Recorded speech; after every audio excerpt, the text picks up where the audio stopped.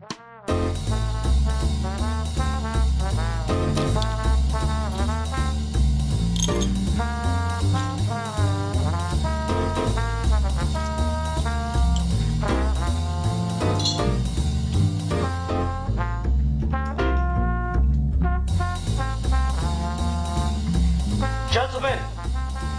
the time has come once again to discuss things.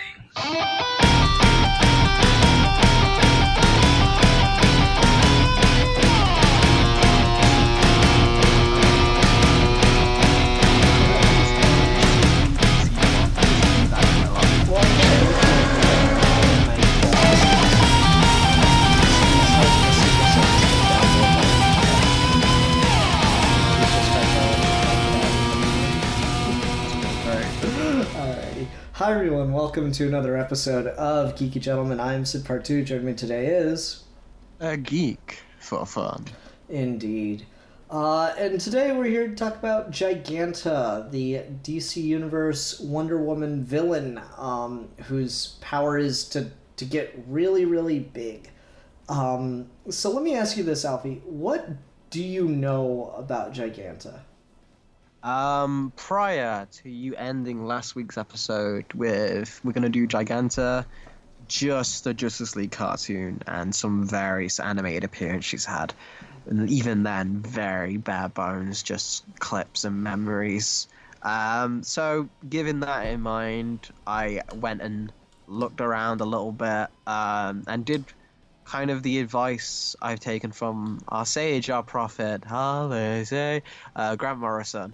And decided to go back to the roots. So I read her first appearance in Wonder Woman #9. So I feel like I've got quite a few things to say, but it's still nowhere near as much as like I can talk about other villains I've had and more things. But yes, definitely a little bit more now since you asked. See, that's interesting, because I tried to do some research on her and stuff, and I turned up a couple stories here and there, but... something that I guess impresses me about her is she is this pretty prominent character. There's very few like easily recognizable Wonder Woman villains, and Giganta is one of them.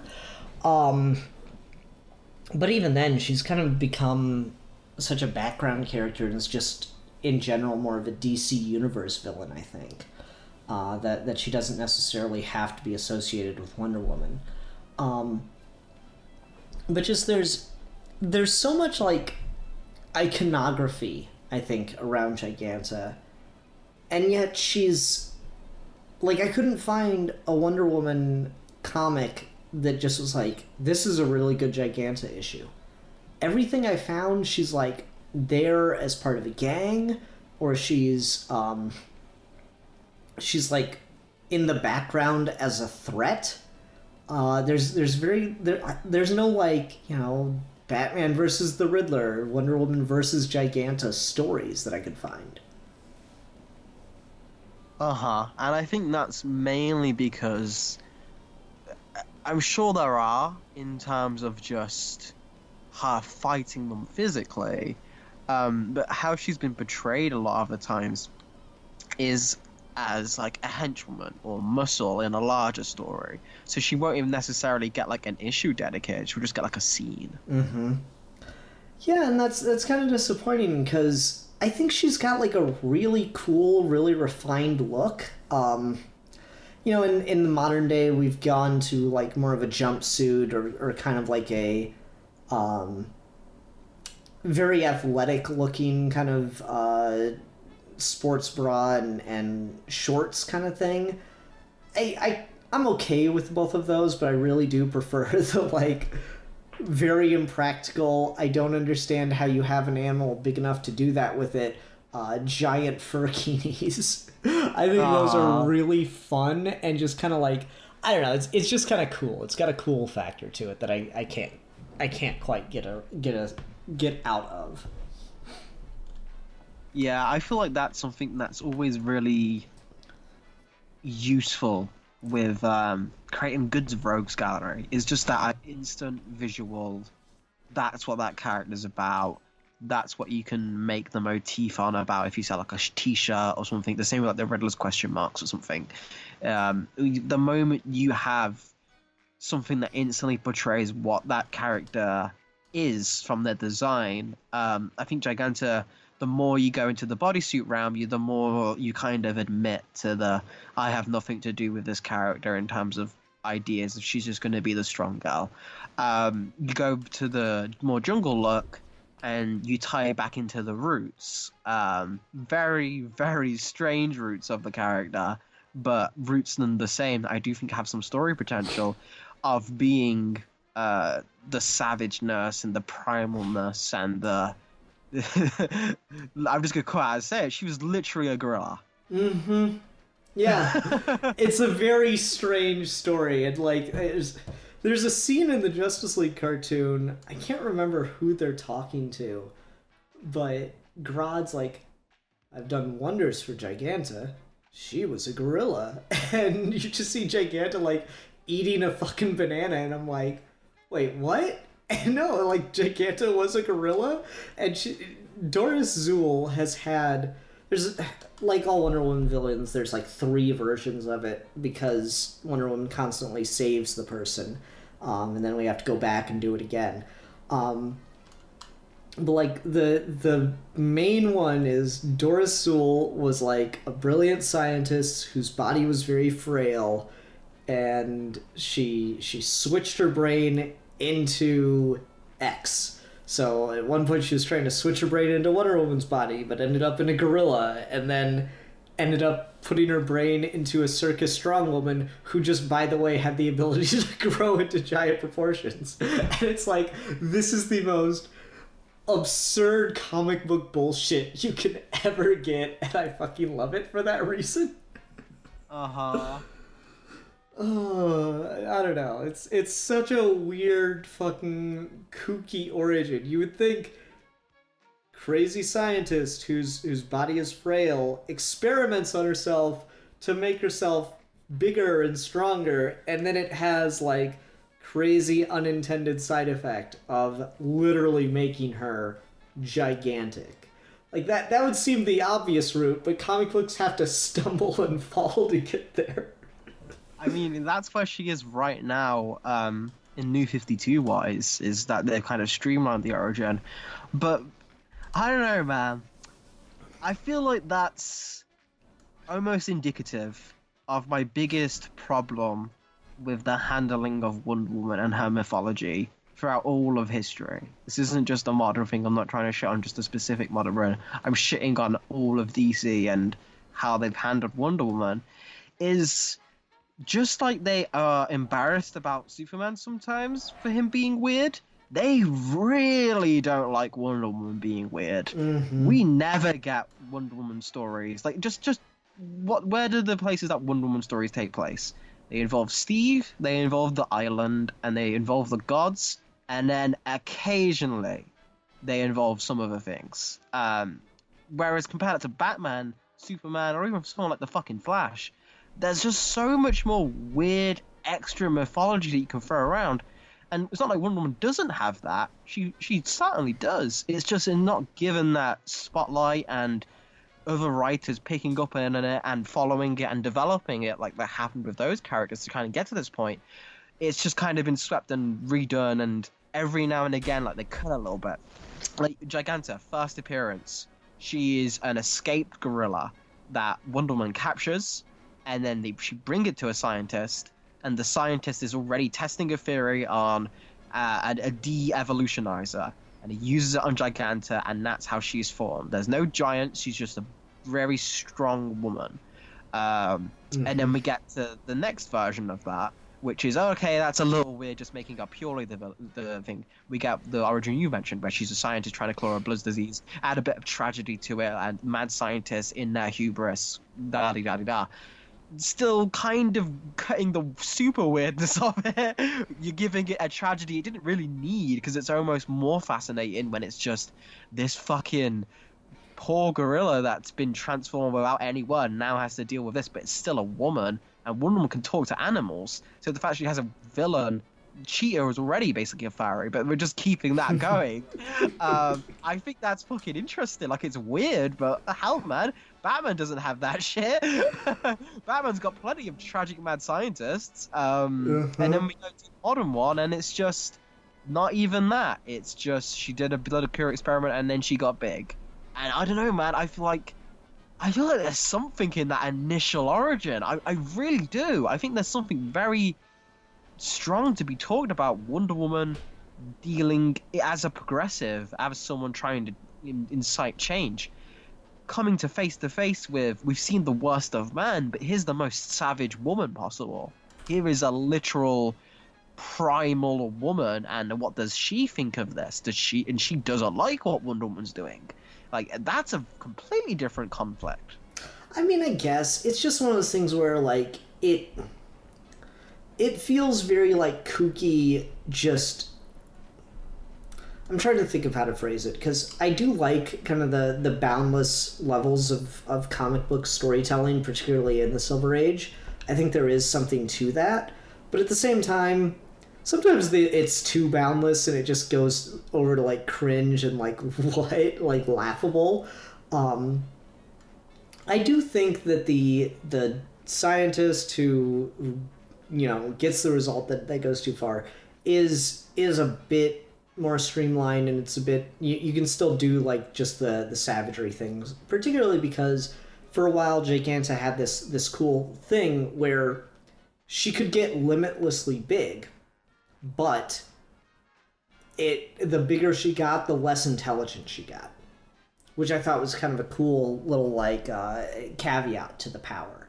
So you start with, like, this brilliant scientist kind of character, and then the bigger she gets, the more literally savage and just completely unhinged she becomes.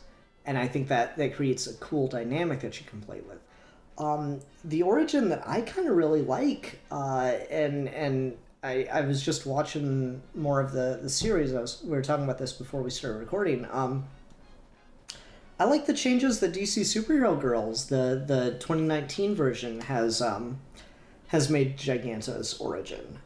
It's a little weirder because you got, like, the whole, oh, she's a teenager with superpowers kind of thing going, but in that, her parents are the brilliant scientists, and she's kind of a big old dumb jock to start. And she's basically, like, going through their garage looking for things to make her stronger, to make her better. And she stumbles into their research and takes it.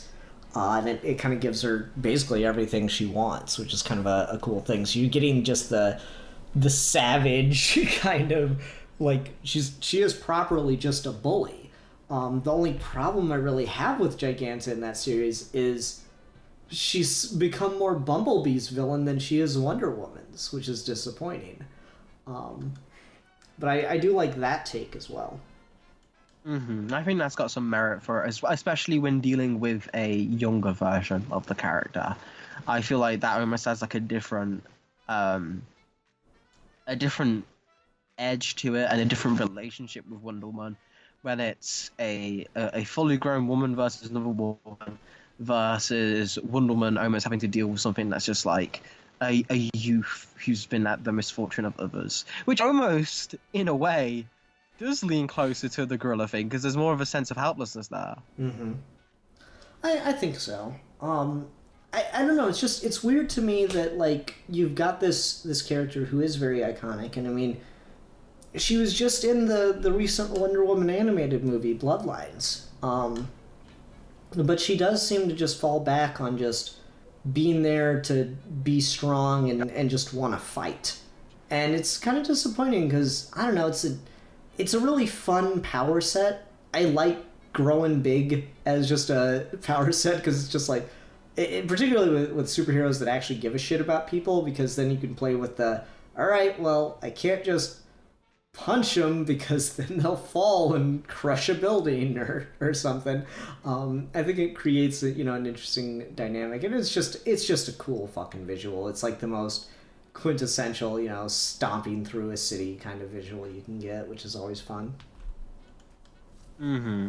I very much see that. I think what a lot of writers, at least what I'm guessing from the perspective, like I can't fully speak, but I feel like we've both consumed enough media that has had Giganta in a very minor role, even compared to other minor supervillains. That, like, even Sinestro in Justice League doesn't get a lot, but he gets moments where he gets to talk, even if he's mischaracterized. He's still given a bit more of a focus. Mm-hmm. Whereas I think the issue people have with Giganta is there's no... what she's about, per se, isn't as clear as, like, say, oh, Captain Cold, Mr. Freeze, fucking the Riddler, the Joker. All these characters kind of have an established modus operandi of what they want, of what they want to achieve, or be it just money, things, da-da-da-da-da.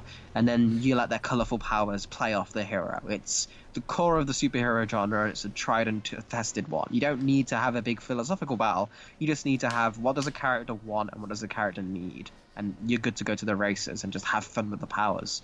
Giganta's got the have fun with the powers part. It's the what does she want?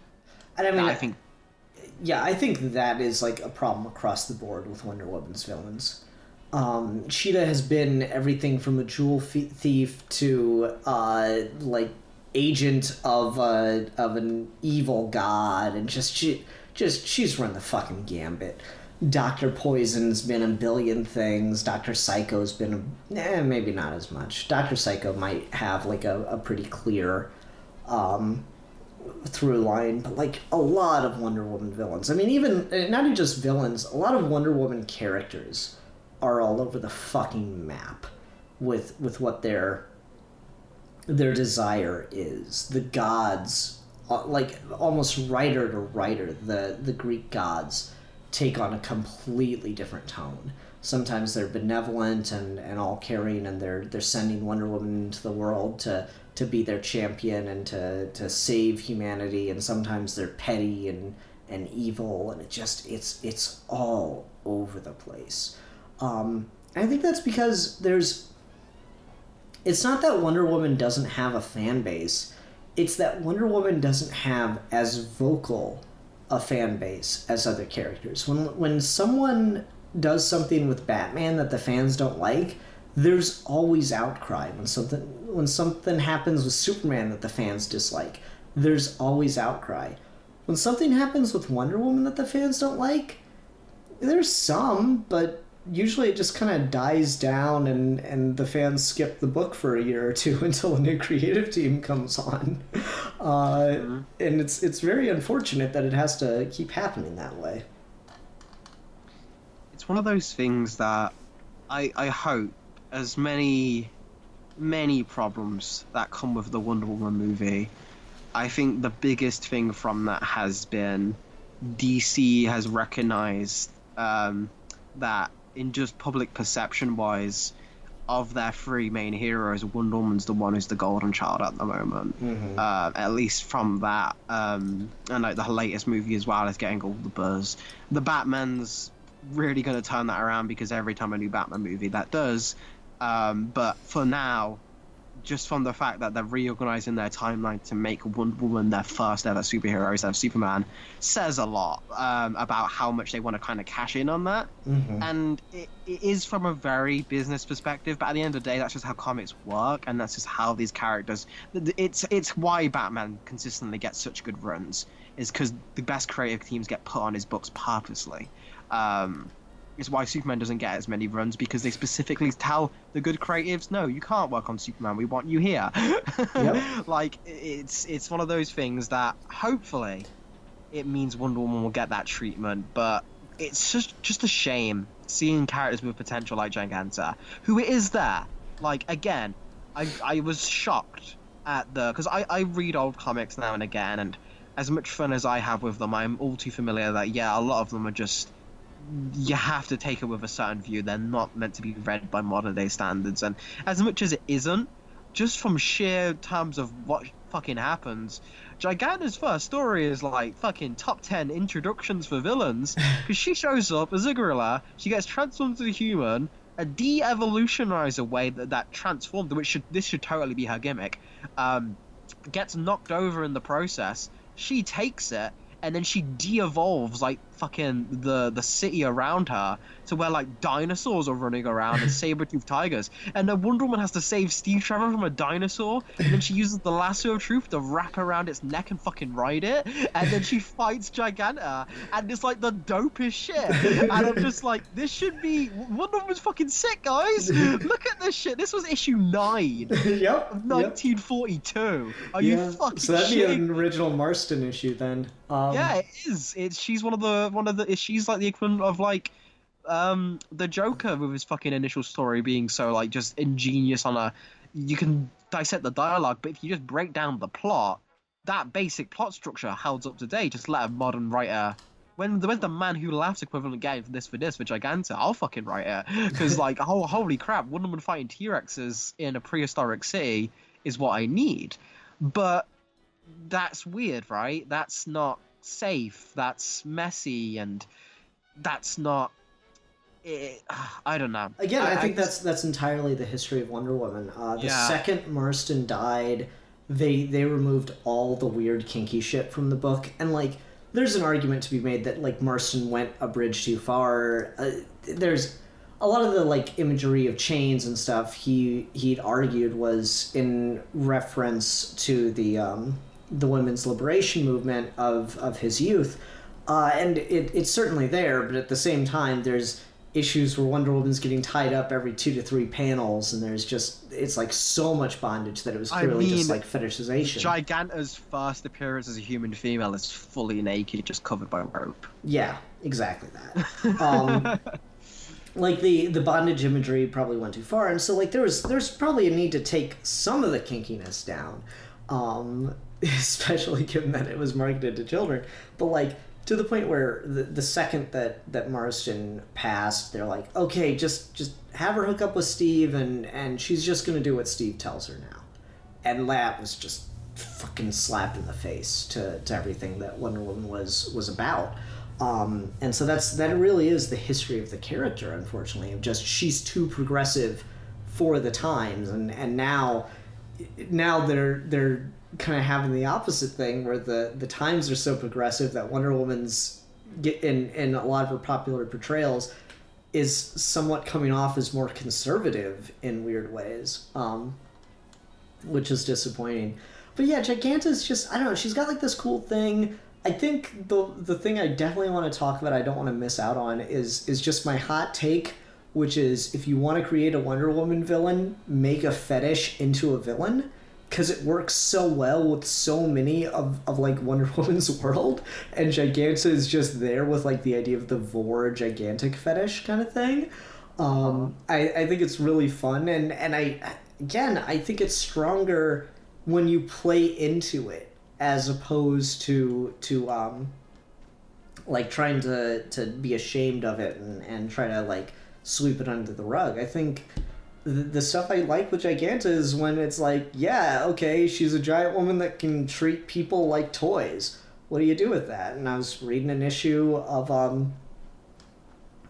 this DC supervillain summer spectacular thing, and it has a Giganta story in it. And I quite like the story because she ends up back in her own old hometown, encounters a guy who bullied her in high school, and so she turns giant and hangs him from a flagpole by his underpants. And I'm like, you know what? That really works. But also, like 2 more scenes and that's just a porn. And I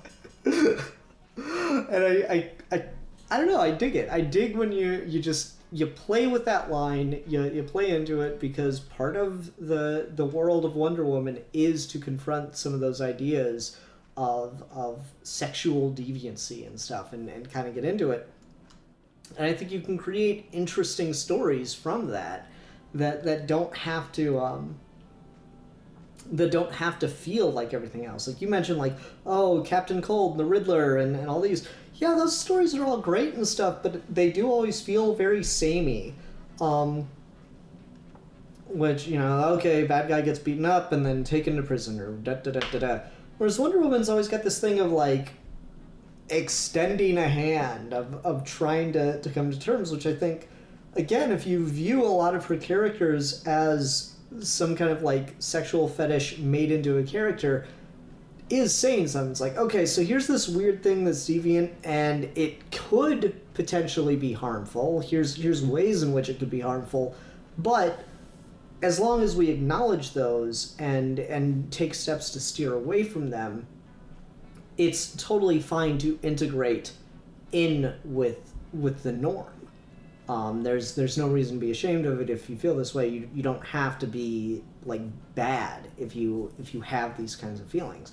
I think that stuff's kind of implicit within the text, and it's always really fascinating to read Wonder Woman stories in that it with that light as well. Mm-hmm. I think that's a fantastic way to look at it. It gives her that niche that no one else has, that no one else still has, even as Wonder Woman has given rise to more and more feminist characters in superhero comics, like in Ms. Marvel's, even Harley Quinn's taking a stab at it sometimes, Catwoman, fucking Poison Ivy's become kind of an icon in the fandom. They have been inspired from what Wonder Woman has done, but there's still that core aspect that, first of all, no one does it better corely than one does, the same way that Superman kind of has that implicit power just from founding the genre. But at the same time, like you say, there's that initial confrontation of deviance in those early stories that's baked into the core of the character, in the same way that Superman's early stories are all dealing with social injustice and like taking down corrupt bankers. And I guess it's just fucking Geeky John just turning to Alfie and Ian are fucking big bad mad SJWs who just want Superman and Wonder Woman to fucking take down America. I mean, it was funny. I was at work the other day and I was like talking to someone like, did you know Superman started as kind of like a socialist icon, and that they added the whole American way thing in the 50s to try to, de-commify him? And they're like, don't make me hate Superman. I'm like, well, no, it's nothing about that. It's just that's what it was. His first appearance, he's beating up landlords and dealing with, corrupt bankers. And the person goes, well, okay, but that's something that happens. And I'm like, yeah, that's a socialist hero can't be a hero because they always fight stuff that doesn't happen. What? Right? Like that's the implicit meaning behind that, and I'm just like, you're way off base. But no, I don't know. I think Giganta's an interesting. I don't know if like I'm tempted to say that she's not really a character, because there's no like. There's obviously different versions of her and stuff, but there's no like take on Giganta out there. I don't think anyone's written the Giganta story as of yet. But I do think she's got that interesting potential. She's like a fun little piece of the DC universe, and I am just waiting for like the take that's gonna stick forever kind of thing. I very much agree with you there, and I hope to see it. Maybe she'll turn up in one of the movies, and goddamn, that's gonna set the fucking fetish is crazy once it actually comes in live action. It was funny, I was looking for images for the thumbnail for this, and I found someone did like a Photoshop of Scarlett Johansson as Giganta. I'm like, that'd actually be really good casting. That could be cool as shit. Alright, well, I guess that's gonna do it for us. I can't believe you didn't make the obvious joke of Scarlett Johansson could also play the gorilla. I mean, she can. That was just implicit, Scarlett Johansson's gonna play the gorilla, Giganta. She's gonna play the buildings that she's stepping on. There's gonna be a scene where like Giganta eats a guy, and we're gonna go first-person perspective. And it's gonna be like I say a scene. It's really gonna be like half the movie is like we're watching that guy's perspective the whole time as we view him being digested. It's gonna be like a really artsy Wonder Woman sequel. God damn. This is the Ian becomes the Quentin Tarantino of Wonder Woman films, except replace feet with vor. Yeah, okay, no, seriously, let's do this as a thought experiment. Alright, foot fetish. What's your pitch for a Wonder Woman villain who's just you're taking the foot fetish as your starting ground? I don't know. Do we have an idea of it? Does it have to be a man or a woman? Which one do you think sits it for? It could be either way. You do you. All right, I'm not gonna commit, so I'm just gonna say non-binary, non-binary character who has the power to manipulate. This would be cool. So it has the ability to manipulate friction. So how it works is whenever someone's walking, they can just fucking stop it. But when they do it, their Achilles heel is they always have to fucking look at the feet when they get thrown in the air, and they're kind of thrown off by it, and they kind of got an obsession for seeing people fall over and raise their foot in the air and just like taking the shoes and stuff. Okay. So I thought you were going to go somewhere kind of different, so I'm going to do my pitch on it, which is they have the ability to control anybody, but only their feet. They can do, like, Wonder Woman's in the middle of a fight with them, and suddenly, like, she can't use her feet. She can still fly and stuff, but, like, it's throwing off her momentum, and she can't do any kicks because she can't use her feet.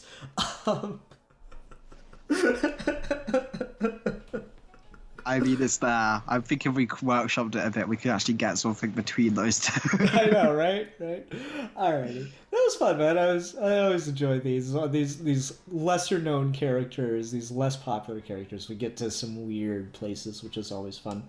Alfie, who are you going to be talking about next time? Someone who is just as related to thirst and kinks and overall internet salivating, but not unknown. Quite big, in fact, quite popular, very topical. And I kind of want to talk about Kylo Ren. Oh, okay. Sounds good.